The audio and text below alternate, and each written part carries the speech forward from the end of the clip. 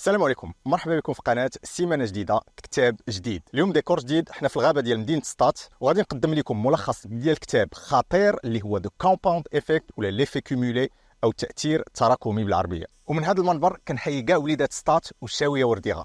في هذا الفيديو غادي نشوفوا كيفاش عادات بسيطه الا طبقناها يوميا تقدر تبدل حياتنا وتوصلنا لاحسن نسخه ديالنا مع الوقت. دارين هاردي الكاتب ديال ذا كومباوند ايفيكت كاتب في مجله امريكيه سكسيس كتعتبر ريفيرونس كبيره في البيزنس، واللي المسار المهني ديالو خلاه يتلاقى مع بزاف ديال لي بيزنس مان اللي نجحوا في حياتهم ويتعلم منهم. فهم باللي عندهم كاملين واحد لو بوين كومان او نقطه مشتركه، ولقى باللي كاملين كيطبقوا قاعده وحده اللي هي القاعده ديال التاثير التراكمي اللي كيدور عليها الكتاب. وقال لنا عن طريق الكتاب باللي هذه القاعده هي اللي كدير الفرق ما بين واحد هربان في حياته وواحد كيضرب غير في بلاصتو. سمعت بزاف ديال لي زانترفيو وبودكاست ديال الناس اللي واصلين بحال ايلون ماسك، مارك زوكربيرغ ولورين بوفيت، وهادو كاملين كيطبقوا القاعده ديال ليفي كومولي حيت انغريديون اساسي في النجاح. خليك معايا باش تكتشف وتفهم علاش ليفي كومولي مهم وغادي يوصلك بعيد الا طبقتيه، وعلاش في هذا الفيديو بالضبط غادي تفهم فيه واحد السر اللي جيم تشينجر وغادي يزيد لك القيمه بزاف في حياتك. كما ديما قبل ما تكمل الفيديو ما تنساش دير سبسكرايب لاشين باش يبقاو يطلعوا لك الفيديوهات ديالي وتطور راسك بشويه بشويه ايميك ايميك.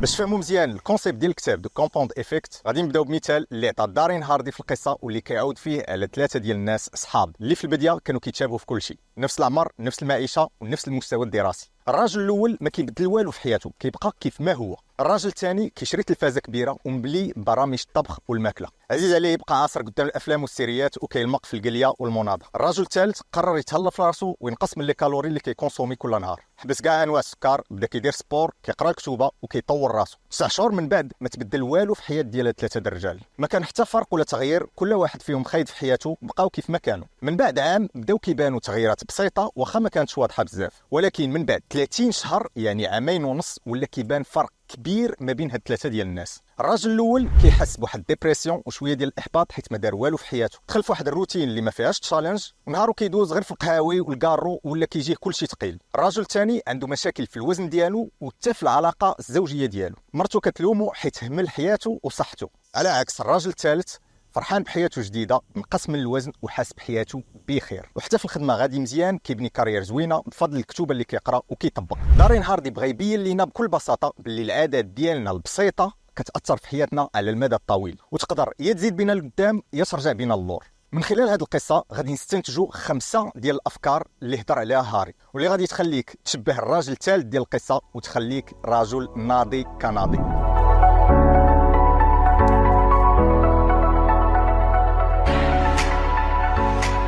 كيف سر لينا هاردي في الكتاب اللي باش يبدا يبان التاثير ديال اي عاده في حياتنا خاص ما بين عام ونص حتى العامين عاد غادي يبدا يبان التغيير الجذري. هو داك التغيير اللي كيبدا يبان في العمق ديال لا بيرسوناليتي ديالك. هادشي علاش خاص المثابره او لا بيرسيفيرونس زائد الاصرار او لا بيرسيستونس باش العاده ترسخ في حياتنا. مثلا واحد باغي ينمي عاده جديده ديال يبدا يفيق ويصلي الفجر، باش هاد العاده ديال يفيق ويصلي تولي مرسخه في حياته خاص يبقى يديرها لمده طويله باش تولي مدموجه في حياته اليوميه وجزء من الشخصيه ديالو. من بعد كيولي الانسان يلقى متعه باش ينوض يصلي، ولا ما دارهاش ما كيكونش مرتاح. دارين هاردي كيعطينا المثال ديال هذيك لابومب او المضخه ديال الماء ديال البير، فاش كتبدا خدامه كدوز واحد المده عاد باش كيبدا كيخرج الماء، يعني كتبقى خدامه مده بلا نتيجه والنتيجه كتجي من بعد.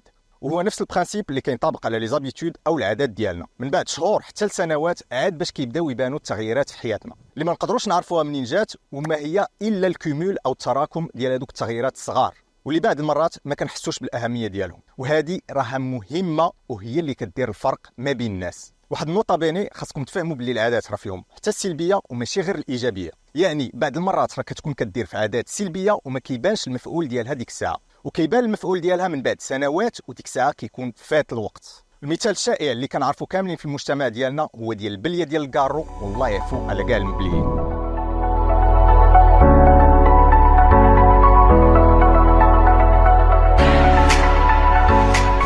الفكره الثانيه اللي هي لا موتيفاسيون اي لا روتين او التحفيز والروتين. هاردي كيقارن هاد الموتيفاسيون ديال التطبيق ديال العادات بحال اللونسمون ديال شي صاروخ.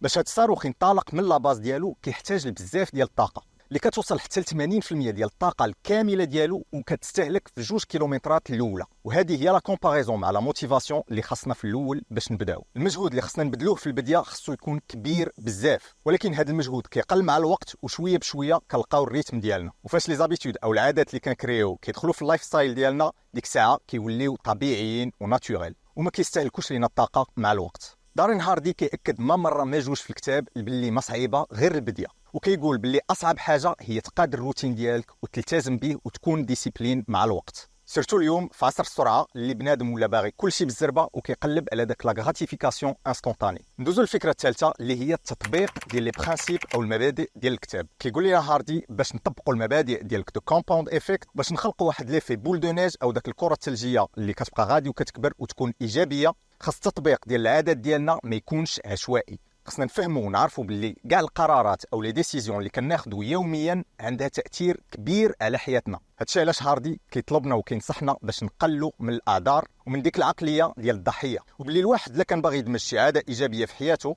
غير يزعم ويبدا فيها والكمال على الله، راه ربي كيدير الخير. كيفسر لنا ايضا الكاتب في هذا الكتاب باللي باش نطبقوا البرانسيپ ديال ليفي كومولي خاصنا نعرفوا راسنا فين باغيين نوصلوا باش حتى العادات اللي كندخلوا في حياتنا يكونوا في نفس الاتجاه ديال لوبجيكتيف اللي باغيين نوصلوا ليه، ومع الوقت يكون هذاك ليفي بول دو نيج موجهه في نفس الهدف اللي باغيين نوصلوا ليه. نعطيو المثال ديال اللاعب يانيك نوا فاش كان يلاه بدا التنس وهو مازال صغير، كان صرح في الدوكيومونتير اللي كان دار اللي سميتو لو سونس دو لاغان باللي فاش كان يلاه بدا في السونتر ومازال عنده 15 عام ولكن كان عنده هدف واضح باش يتكلاصا هو الاول عند شبان في رياضه التنس. فكان كل نهار كيدير ساعه ديال لونطرينمون زايده على اللعابه اللي معاه. ساعه زايده في النهار ما كتبانش كبيره بزاف، ولكن على مده عام هي 365 ساعه زايده بالنسبه للاعب اخر اللي معاه. من بعد عام ونص ديال لونطرينمون هاد الساعه زايده خلاتو يكون عنده فرق كبير ولا مكلاسي اول لاعب تنس في الدوري الفرنسي ووصل للهدف ديالو. وهذا هو ليفي كومولي اللي كنهضروا عليه. ندوزو الفكره الرابعه، تحكم في العادات السلبيه ديالك. هاردي رد البال باللي اغلبيه ديال الناس ما كيتحكموش في العادات ديالهم، بالعكس كيخليو بعض المرات العادات ديالهم هما اللي يتحكموا فيهم وكيعيشوا في واحد الدوامه ديال المتعه الفوريه او لا غراتيفيكاسيون انستونطاني وما عندهم حتى شي فيزيون او رؤيه على المدى الطويل. اصعب حاجه اللي كتخلي الناس يفشلوا هي هذه القضيه ديال لا غراتيفيكاسيون انستونطاني. ودارين كيشرح لنا في الكتاب باللي حنا ديما قدام واحد الاختيار ما بين المتعه الفوريه اللي كتادي بينا العادات السلبيه او تاجيل المتعه باش الواحد يربي عادات ايجابيه. هاردي كيشرح لنا في الكتاب كيفاش نتحكموا في العادات السلبيه ديالنا في بلاصه ما نحيدوهم في مره ونريسكيو نرجعوا ليهم وحنا ملهوفين. وهذه معروفه، مثلا الواحد الا كان كيكمي 10 ديال الكواروات في النهار وقطع الكارو ورجع ليه شي نهار كتلقاه كيرجع يكميه بكميه كبيره. ندوزو الفكره الخامسه اللي هي دو بيغ مو اللي هي التصغير ديال دو بيغ مومنتوم. مومنتوم برانسيب في الفيزيك وبغى يعني بها هاردي هي داك القوه اللي كتولدها افعال صغيره ومتكرره مع الوقت. دارين كيعترف باللي التغيير صعيب بالنسبه للناس العاديين، التغيير في البدايه خاصو الجهد والصبر، ولكن اون فوا كتوصل لهذيك لافاز اللي كيسميها هاردين دو بيغ مو غادي تجازى على كاع الجهد والصبر ديالك. كايني دارين هاردي بدو بيغ مو داك اللحظه اللي كيبدا فيها كل شيء كيسهل والعادات جديده كتولي جزء من الروتين ديالنا، جزء من حياتنا وجزء حتى من لا بيرسوناليتي ديالنا. دو بيغ مو هي اللحظه فين كيبداو يبانوا علينا لي زيفي ديال كاع العادات الايجابيه اللي كنا كنديروا. ملي توصل لهاد المرحله غادي تلقى بلي داك لي زابيتود اللي كانوا صعاب بزاف في الاول ولاو ساهلين وداخلين في لا روتين، وبالعكس كتولي كتاخذ منهم داك البليزير والمتعه اللي كنتي كتقلب عليهم. وهنا في الحياه كتبدل وكيبدا يبان المفعول ديال ليفي كومولي. نعطيو مثال ديال سبور، كتلقى واحد بادي في لاصال ضعيف ما كياكلش مزيان، عنده اوبجيكتيف باش يزيد في الوزن ويتميسكلا ويتقدر اكثر. كيبدا الشهور الاولين في لاصال غير بزز ما كتباش عليه النتيجه، كيجي سبور عذاب غير باش يمشي لاصال مشكله، وكتلقاه في الشهور الاولين ما كياخذش بليزير كاع، ولكن من بعد عام ولا عام ونص كيولي سبور بحال البليه عنده. الا ما مشاش لاصال يقدر يتقطع ويكون في واحد الباد مود وكيولي هو البليزير ديالو والمتنفس اللي كيخوي فيه الطاقه. وهذه عاده اللي بدلات ليه حياته، كيولي موتيفي على واحد العاده اللي كانت كتجيه صعيبه في البدايه، كتقاد الفورما، كيولي سيتاق في راسو وصحته مزيانه، ناعس مزيان، كياكل ماكله صحيه وديما مستيلي، وكتولي حياته كدور على هاد العاده الجديده، كيولي هو اللي داير بلان ديالو وماشي داخل في بلانات الناس. ندوزو الفكره السادسه اللي هي لانفلونس او التاثير ديال البيئه على المحيط ديالك. هاردي كينصحنا في الكتاب باش نردوا البال للمحيط او لونفيرونمون ديالنا. كتقول واحد المقوله، حنا هما المتوسط او لا موين ديال 5 ديال الاشخاص اللي قراب لينا. هادشي كينطبق على الصحاب ديالك وحتى لي كوليك ديال الخدمه ديالك. كنهضر على داك الناس اللي ديما فيهم قوه المشاكل وقوه الدراما، عطينا غير الشكا والبكا وبلا ما يلقاو حلول وماشي فوكس على البوزيتيف. هادشي اولا كياكل لك من طاقتك وصحتك بلا ما تحس، وثانيا ما كيخليكش تركز على داكشي اللي باغي انت والاهداف ديالك، كتكون بحال في الصابل موفون ولا داك الرمله اللي كتغرق، ما حدك ما خرجتيش من داك البيئه ديالك السلبيه وانت كتبقى غادي في الخسران. هاردي كيوصينا باش ندوروا بين الناس اللي عندهم تاثير ايجابي علينا وطاقه ايجابيه وجود فايبس، واللي غادي يجرونا الفوق ويعاونونا باش نوصلوا الاهداف ديالنا، واللي غادي يشجعونا وماشي يهرسونا. باش نبقى على 6 ديال الافكار نلخصهم في مايند ماب. الفكره الاولى المثابره والاصرار.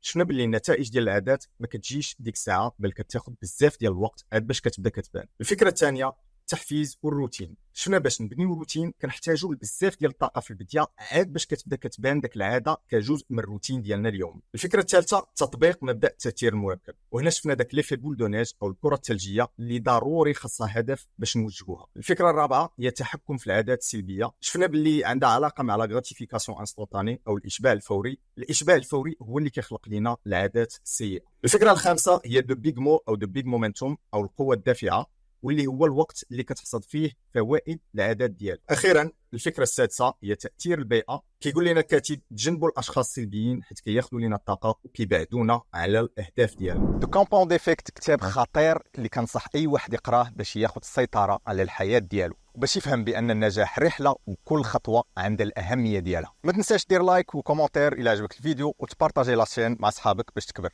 شكرا على المشاركه، كان معكم كمال، تهلاو.